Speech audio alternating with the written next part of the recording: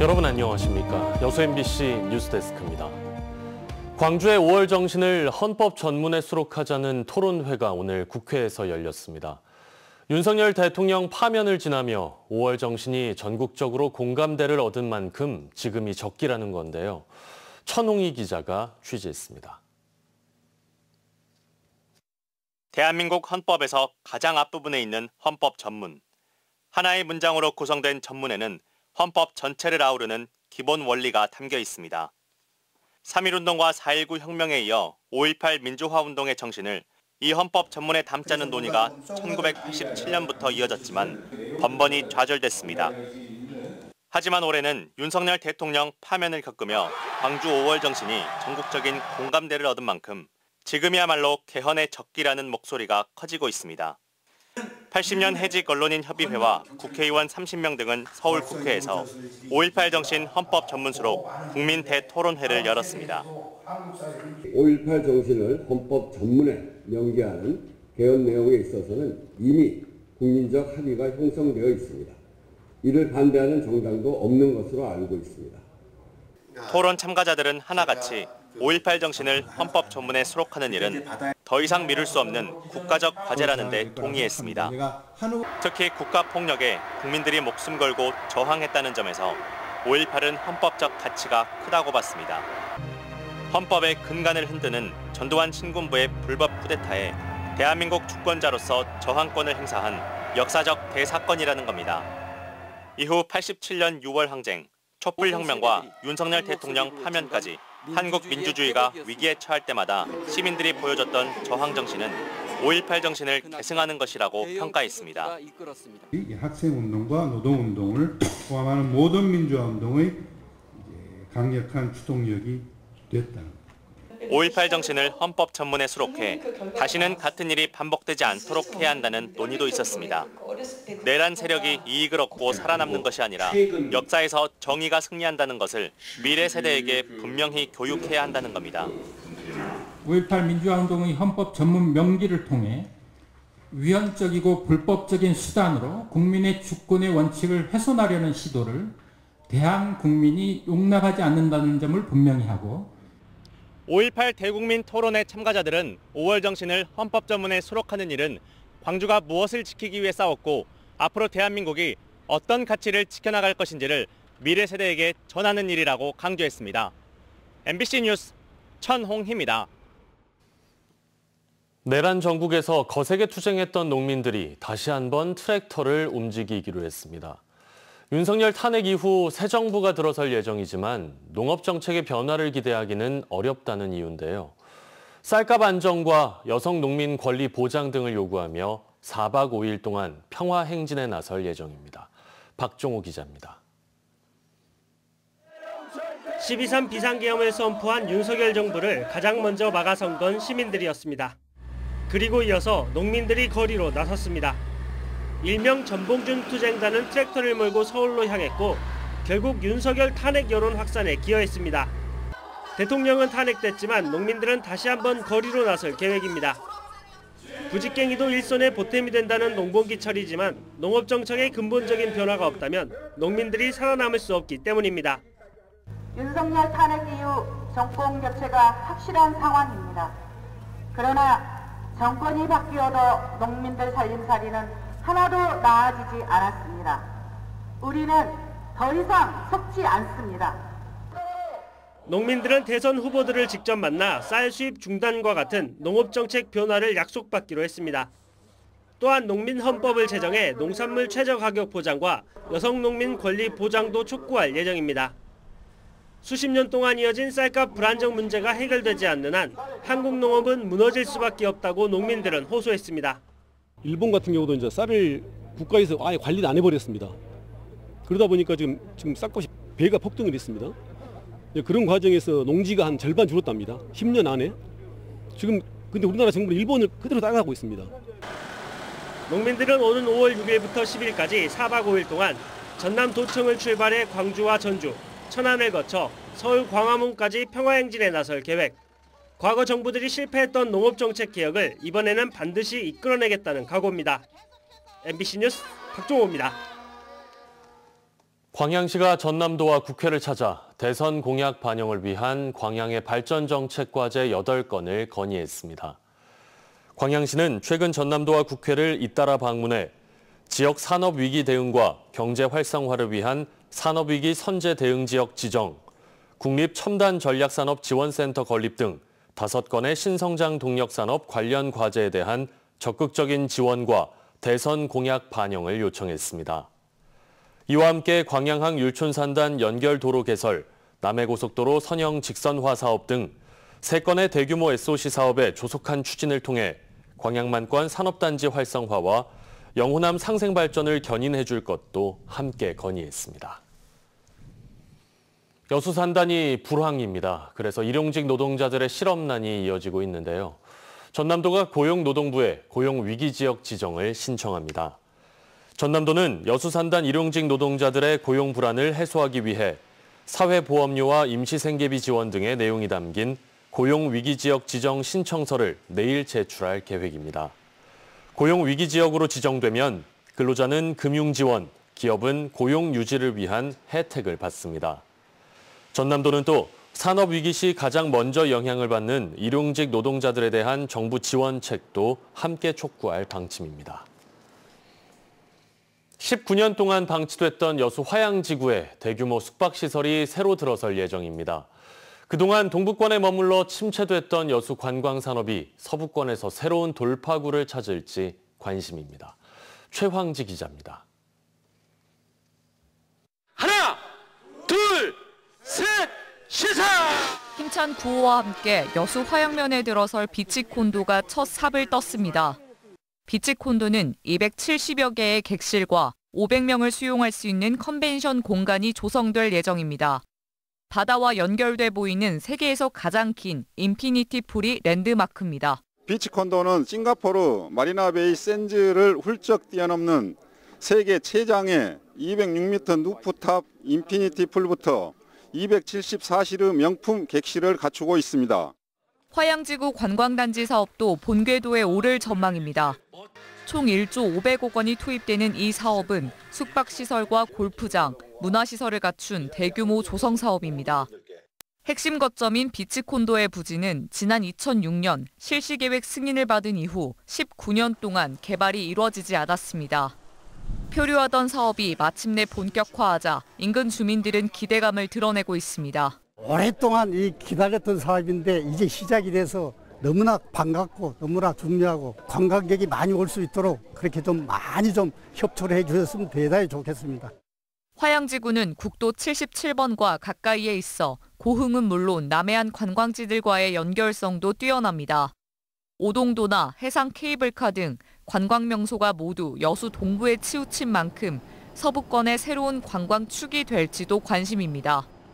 오는 2027년 완공을 앞두고 있지만 대규모 사업인 만큼 빠른 인허가가 관건입니다. 대한민국 대표 관광도시 여수가 글로벌 관광도시로 나아가는 기폭제가 될 것입니다.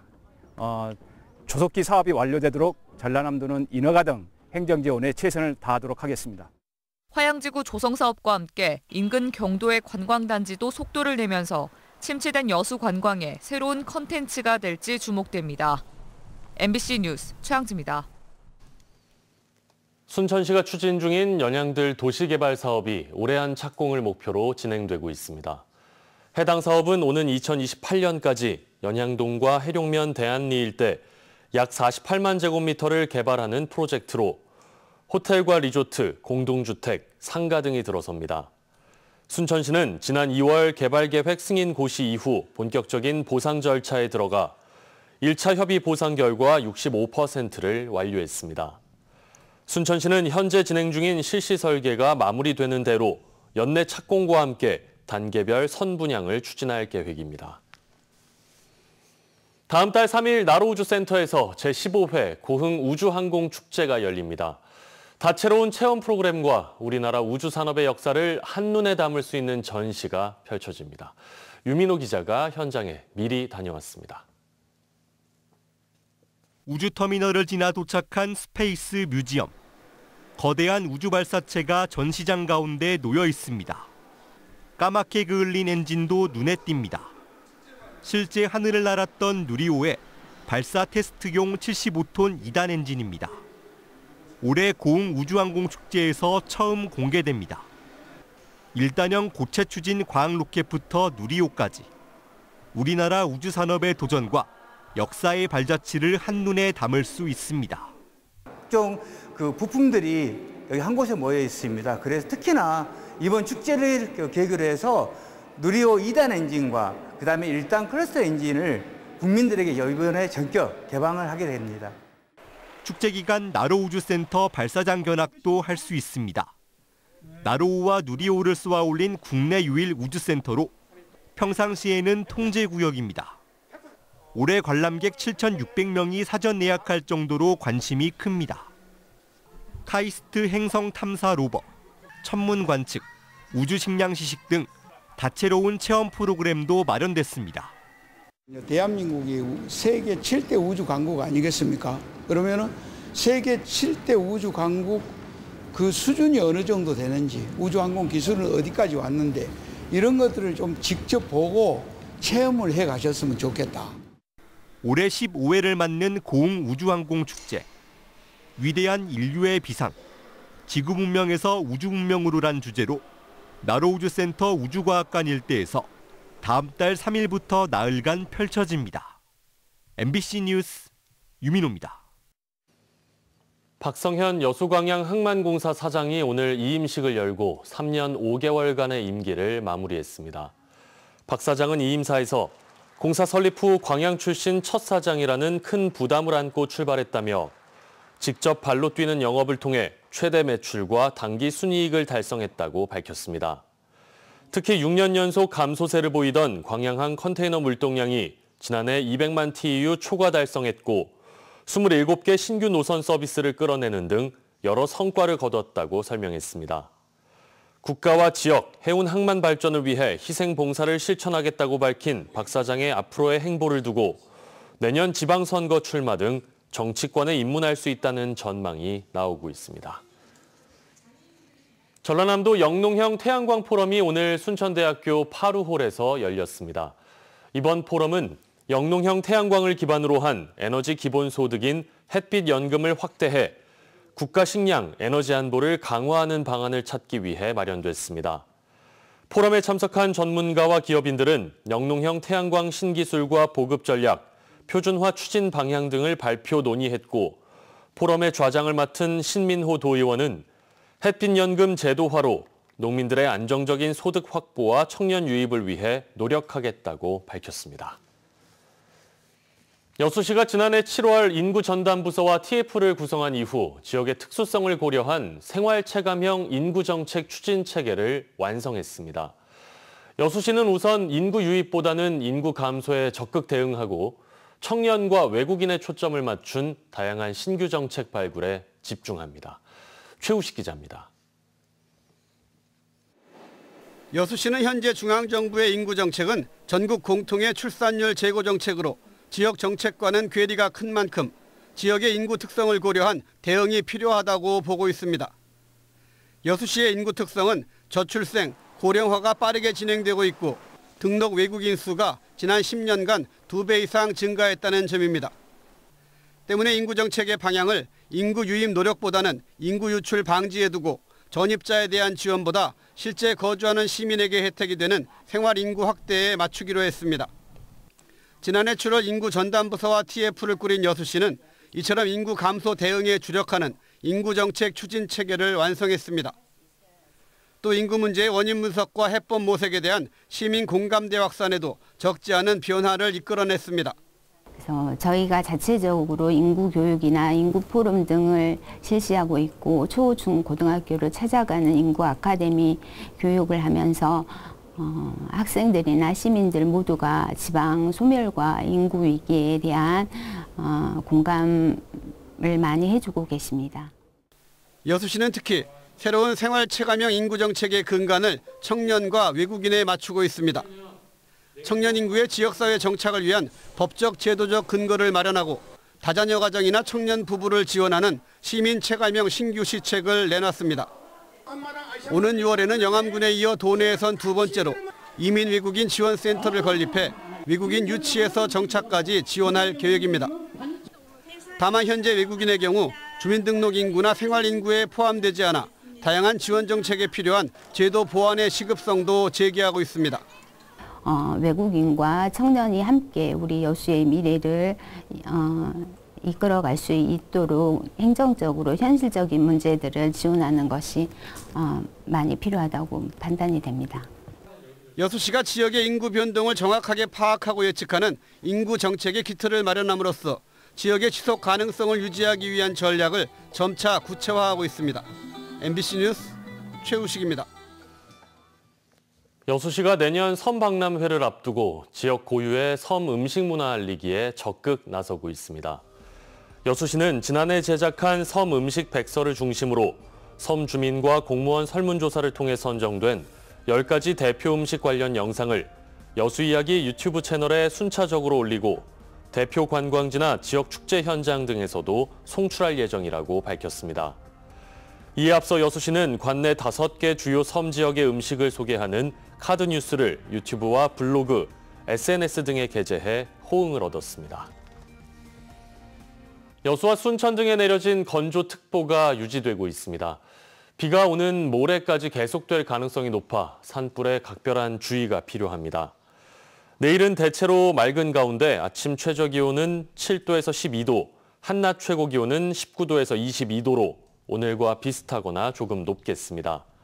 바다의 물결은 남해서부 앞바다에서 0.5m, 먼 바다에서 최고 1m로 잔잔하게 일겠습니다. 여수시가 운영하고 있는 청년 임대주택이 인기를 끌고 있습니다.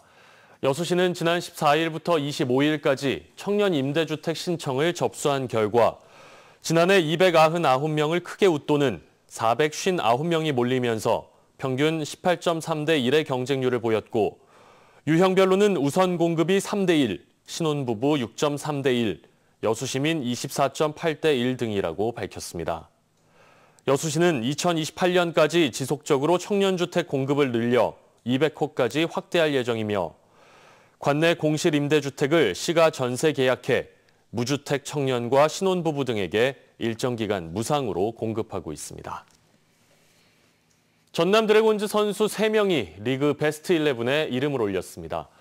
한국 프로축구연맹은 K리그2 9라운드 경기를 평가해 막판 극장골을 터뜨린 공격수 정지용과 무실점 승리를 이끈 수비수 김경재, 골키퍼 최봉진을 베스트 11으로 선정했습니다.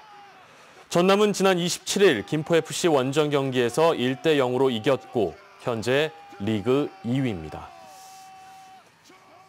전라남도가 고흥 스마트팜 혁신밸리 청년창업보육센터 8기 신규 교육생을 다음 달 29일까지 모집합니다. 지역과 전공 관계없이 스마트팜 영농기술을 배우고자 하는 청년 누구나 신청할 수 있고 서류와 면접 심사를 거쳐 교육생 52명을 선발합니다.